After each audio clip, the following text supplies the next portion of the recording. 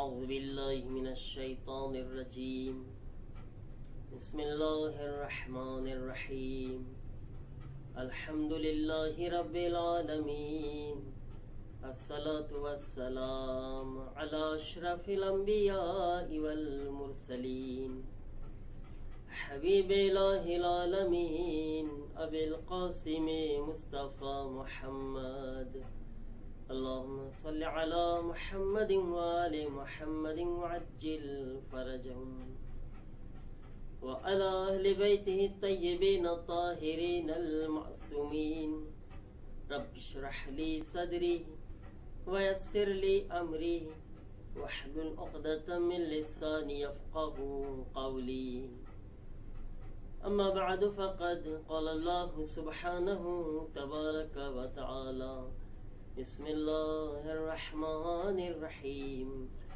إن تنصروا الله ينصركم ويثبت أقدامكم अज़ीज़ान मोहतरम अहले बैत अलैहिमुस्सलामना वफादार सहाबीओना तस्कराમાં હઝરતે અબુ ઝર ગફારીનો જિક્ર આપણે કરી રહ્યા છીએ। હઝરતે અબુ ઝર ગફારી કે જેઓ પોતાની પૂરી જિંદગી અહલે બેત અલૈહિમુસ્સલામની સાથે વફાદારીમાં પસાર કરી અને આખી જિંદગી એમની અહલે બેતની ખિદમતમાં અને ઇસ્લામની ખિદમતમાં પોતે વક્ફ કરી દીધા। હઝરતે અબુ ઝર ગફારી કે જેમનો કિરદાર, એમનો અખલાક યા એમની તબલીગ, આ બધું ચીજ તો બહુ મશહૂર છે। પોતે દીનની તબલીગ, કેટલા ઇસ્લામના સૌથી પહેલા મુબલ્લિગ બન્યા અને દીનનો કેટલો પ્રચાર કર્યા, કેટલો ફેલાવ કર્યા દીનનો। એના સિવાય એક ચીજ જે હઝરતે અબુ ઝર ગફારીની સિફત તમને બયાન કરું કે એક બહાદુર ઇન્સાન પણ હતા। હઝરતે અબુ ઝર ગફારી એક બહાદુર ઇન્સાન તરીકે એમનું નામ તારીખની અંદર લખવામાં આવ્યું છે। અને જ્યારે જંગે હુનૈન થઈ છે તો જંગે હુનૈનની અંદર હઝરતે અબુ ઝર ગફારી એમનો જે કબીલો છે બની ગફાર એના કમાન્ડર હતા। બની ગફાર ના કમાન્ડર તરીકે એમનું નામ હતું હઝરતે અબુ ઝર ગફારીનું। એનો મતલબ કે પૈગંબર કોઈ આમ ઇન્સાનને કમાન્ડર તો ના બનાવે। યકીનન પોતે એટલા બહાદુર હતા, શુજા હતા, પહેલવાન હતા કે એક કબીલાના કમાન્ડર તરીકે પોતે જંગે હુનૈનની અંદર હઝરતે અબુ ઝર ગફારીને પૈગંબર આગળ વધારે છે। અને એટલું જ નહીં બલકે જંગે હુનૈનની અંદર જનાબે અબુ ઝર ગફારીનો એક જવાન દીકરો શહીદ થયેલો છે। આ તારીખની અંદર લખેલું છે। અબુ ઝર ગફારી ઇસ્લામ માટે ઘણી કુરબાનીઓ આપ્યા છે અને આ કુરબાનીઓમાં એક કુરબાની એમનો એક જવાન દીકરાની શહાદત છે। એના પછી જ્યારે આગળ વધે છે તારીખમાં તો જંગે તબુકની અગર વાત કરીએ આપણે, જંગે તબુકની અંદર પૈગંબર સલ્લલ્લાહુ અલૈહિ વસલ્લમ ઘણા બધા એવા હતા કે જે પૈગંબર ને હાથે કરીને પૈગંબરની સાથે નહોતા થતા। મુનાફિક, ખબર છે કે મુનાફિક લોકોએ પૈગંબર ને કેટલી અઝિયતો આપી છે, કેટલી તકલીફો આપી છે। હવે પૈગંબરની સાથે ઘણા બધા લોકો હાથે કરીને કે પૈગંબર આગળ આગળ મોર મોર હાલ્યા જાય તો આપણે પૈગંબરથી જરાક છેટે થઈ જાય તો એક બહાનું મળી જાય કે અમે તો સાથે નહોતા, અમને પૈગંબર દેખાણા નહીં, અમે પૈગંબરને ખોઈ દીધા। એમ કરી કરીને હાથે કરીને પૈગંબરથી છેટે પોતાને કરી દીધા। પૈગંબરની લોકો, પૈગંબર આગળ નીકળી જાય છે તબુક સુધી અને પૈગંબર પહોંચી ગયા તબુક સુધી અને પણ આ અમુક લોકો એવા હતા કે જે પૈગંબર સુધી સાથે ન પહોંચ્યા અને પૈગંબરને આગળ આગળ જવા દીધા। હવે એમાં શું થયું કે હવે પૈગંબરને અમુક મુસલમાન તરફથી જાણ કરવામાં આવી, કહેવામાં આવ્યું કે યા રસૂલલ્લાહ અમુક લોકો એવા છે કે જે પાછળ રહી ગયા છે અને આપણા સાથે નથી ભળ્યા। તો પૈગંબર તો જાણતા હતા ઘણા બધા એ લોકોને। પૈગંબર કીધા કે તમે એ લોકોને મૂકી દો, અગર અલ્લાહ કઈ ખૈર જાણતો હશે ને, અલ્લાહ કઈ ભલાઈ જાણતો હશે તો ખુદ અલ્લાહ આપણા સુધી પહોંચાડી દેશે। પણ જો અલ્લાહ એનામાં કઈ ભલાઈ નહીં જાણતો હોય ને તો અલ્લાહ એને આપણા સુધી નહીં પહોંચાડે। આ એ લોકો હતા કે જે અલ્લાહ ને રસૂલ સાથે રમત કરતા હતા. એટલે પૈગંબરે સાફ શબ્દોમાં કીધું કે અલ્લાહ જો એનામાં ભલાઈ નહીં જોતો હોય ને એને આપણા સુધી પહોંચવા જ નહીં દે. અલ્લાહ એને પૈગંબરની સાથે પહોંચવું ભલાઈ છે, પૈગંબરની સાથે રહેવું ખૈર છે, પૈગંબરને મદદ કરવી ખૈર છે, ભલાઈ છે. પૈગંબર સાથે રમત રમવીને પૈગંબરની સાથે ન જવું યા દૂર થઈ જવું એ ખૈર નથી. અને આ લોકોએ ખૈરથી દૂર થયા છે. હવે ઇત્તેફાક એવો થયો કે એમાં હઝરતે અબુ ઝર પણ સાથે નહોતા. અહીંયા આગળ હવે જશે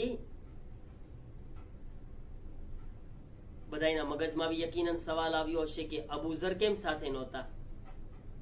અબુ ઝર શું કામ સાથે નહોતા? અબુ ઝર બધાય કરતા છેટે રહી ગયા. એનું કારણ એ હતું કે હઝરતે અબુ ઝર પૈગંબરની સાથે રહેવા માંગતા હતા, પણ અબુ ઝરની જે સવારી હતી, હઝરતે અબુ ઝર પાસે જે ઊંટ હતું ને એ કમજોર હતું, તાકાત નહોતી ઊંટની અંદર ચાલવાની. હવે અબુ ઝર શું કરે? ઊંટને ચાહે છે કે આગળ વધારે, ઊંટ ચાલવા માટે તૈયાર નથી. એમનો સામાન ઊંટ ઉપર છે, ઊંટ આગળ વધે તો અબુ ઝર આગળ વધે. જનાબે અબુ ઝર શું કર્યા? જનાબે અબુ ઝર ઊંટને, હવે રસૂલુલ્લાહના સહાબી હતા, એક જાનવર ઉપર જુલ્મ પણ ના કરે કે મારી મારીને ભગાડે. કોશિશ કર્યા, ઊંટ ના ચાલ્યું તો પોતે ઊંટને બેસાડી દીધા, ઊંટને ખાવાનું આપ્યું, ઊંટને ઘાસ આપે છે, ઊંટ ખાય છે. એટલી હદ સુધી એમને ખોરાક આપ્યો કે થોડીક તાકાત આવી ઊંટની અંદર. ઊંટ ઊભું થાય છે, ફરી વખત ચાલવાનું શરૂ કરે છે. હવે અબુ ઝર એકલા છે, કોઈ સાથે નથી. અમુક ટાઈમ, અમુક છેટે સુધી ઊંટ ચાલે છે, પણ ફરી વખત ઊંટ જે છે એ કમજોરીના કારણે બેસી ગયું. અબુ ઝર બહુ કોશિશ કર્યા કે ઊંટને આગળ વધારે અને એનો સફર આગળ વધે, પણ ઊંટની અંદર તાકાત ના આવી. અબુ ઝરને સદમો છે કે રસૂલુલ્લાહથી દૂર છે પોતે. હવે અબુ ઝર ઊંટ ઉપરથી સામાન ઉપાડે છે અને ઊંટને પડતો મૂકીને કે રસૂલે ખુદાથી હું છેટે થઈ ગયો છું, રસૂલે ખુદાને મારે સાથ આપવો છે. આવી ગરમીની અંદર, સખ્ત ગરમીમાં ઊંટને ખંભામાં, સામાનને ખંભા ઉપર રાખે છે અને પૈગંબર તરફ હરકત શરૂ કરે છે. પૈગંબર તરફ હરકત શરૂ કર્યા એટલે સુધી કે રસૂલે ખુદા સલ્લલ્લાહુ અલૈહિ વસલ્લમ થી એકદમ નજદીક પહોંચવા લાગે છે અને અબુ ઝરને દૂરથી પૈગંબર નજર આવે છે. રિવાયતમાં છે કે અબુ ઝરને શદીદ પ્યાસ લાગી હતી, સખ્ત તરસ લાગી હતી. અને અબુ ઝર આવી ગરમીની અંદર બી હર હાલતમાં રસૂલલ્લાહની મદદ કરવા માંગતા હતા, રસૂલલ્લાહને સાથ આપવા માંગતા હતા. રસૂલલ્લાહની જુદાઈ બરદાશ્ત નહોતી. કોઈએ કીધું યા રસૂલલ્લાહ, કોઈ દૂરથી આવી રહ્યું છે, કોઈ છેટેથી નજર આવે છે. પૈગંબર જ્યારે નજર કર્યા, શું જોવે છે કે અબુ ઝર આવી રહ્યા છે. જ્યારે અબુ ઝરને આવતા પૈગંબર ઇસ્લામ જોવે છે તો પૈગંબર કીધા કે અબુ ઝર એકલા આવે છે, એકલા મરશે અને એકલા જ દુનિયાથી ઉઠાડવામાં આવશે. કારણ કે આપણે જાણે છે કે રિવાયતની અંદર છે કે અબુ ઝરે ગફારી એ સહાબી છે કે જેને દૂર કરી દેવામાં આવ્યા હતા મદીનાથી, અને રબઝાની અંદર પોતે એવી એક જગ્યા ઉપર, વીરાન જગ્યા ઉપર એમનો ઇન્તકાલ થાય છે અને એકલા દુનિયાથી જાય છે. પૈગંબર કીધા કે અબુ ઝર એકલા આવે છે, એકલા દુનિયાથી જશે ને એકલા દુનિયાથી ઉઠાડવામાં આવશે. અબુ ઝર એ જગ્યા ઉપરથી ઉઠાડવામાં આવશે કે જ્યાં ખરેખર પૈગંબરે કીધું છે કે એકલા ઉઠાડવામાં આવશે. હવે અબુ ઝર બાજુમાં આવે છે, જલ્દીથી પૈગંબર પાણી મંગાવે છે અને અબુ ઝરને પાણી પીવડાવવામાં આવે છે. અબુ ઝરને પાણી આપ્યું છે. અબુ ઝર પૂરી એક દાસ્તાન જે બનાવ બન્યો છે એ પૈગંબરે ઇસ્લામને બયાન કરે છે. પૈગંબરે ઇસ્લામ અબુ ઝરને ખીજાતા નથી કઈ, કારણ કે પૈગંબર અબુ ઝરની સચ્ચાઈ જાણે છે. પૈગંબર અબુ ઝરની હક્કાનિયત જાણે છે કે અબુ ઝર શું કામ મોડા આવ્યા છે. અને અબુ ઝર કોઈ એવા લોકોમાંથી નહોતા કે જે પૈગંબરને દગો આપીને, મુનાફિકપણું દેખાડીને પાછળ રહી જવા માંગતા હતા. નહીં, બલકે પૈગંબર એક જુમલો કીધા. પૈગંબર કીધા કે અબુ ઝર જે મારા સુધી પહોંચવા માટે એક એક કદમને ઉઠાવ્યા છે, હર એક કદમ ઉઠાવવાના બદલામાં અલ્લાહે ગુનાહોને માફ કરી દીધા છે. આ અબુ ઝરના ગુનાહોની બક્ષિશનું સબબ હતા, કારણ કે રસૂલુલ્લાહની વફાદારીમાં કદમ ઉઠ્યા હતા, ઇસ્લામની મદદ માટે આ કદમ ઉઠાવવામાં આવ્યા હતા, ઇસ્લામની નુસરત માટે કદમ ઉઠાવવામાં આવ્યા હતા અને રસૂલુલ્લાહનો સાથ આપવા માટે.